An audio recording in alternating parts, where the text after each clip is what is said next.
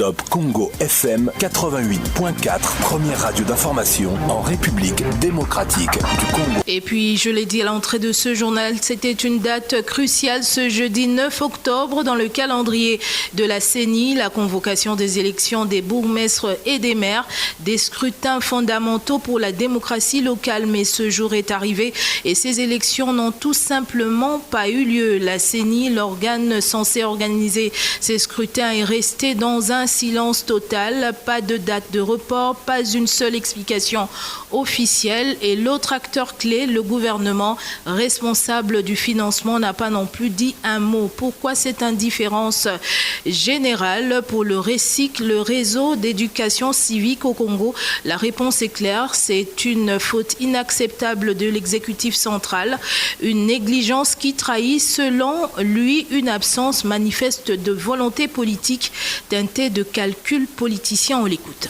Lorsqu'on gère, le premier élément, c'est la prévision. La CENI avait déjà publié son calendrier bien avant et les gouvernements qui gèrent la question de financement des élections devrait déjà prendre des dispositions pour que ces élections soient organisées. Les récits constatent que le gouvernement n'a aucune volonté, d'organiser ces élections.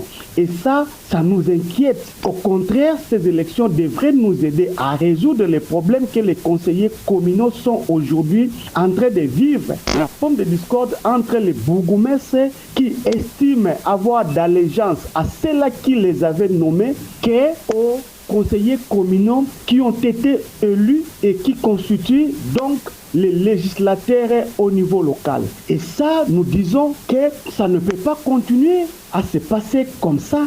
Nous joignons notre désapprobation aux côtés des conseillers communaux de toute la République démocratique du Congo qui revendiquent que ces élections-là soient organisées.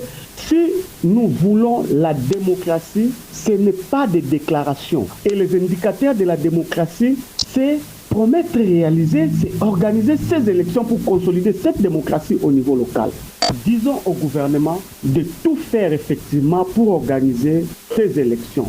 Ne pas les prendre en compte, ça veut tout simplement dire que ce gouvernement ou l'Union sacrée n'a aucune volonté d'organiser ces élections suite à des calculs politiques mis en place. Et ça, nous désapprouvons cela.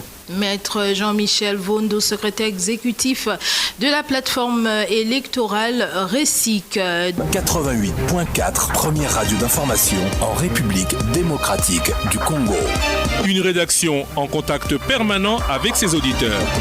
080 812 812. Information avec Top Congo FM 24h sur 24, 7 jours sur 7.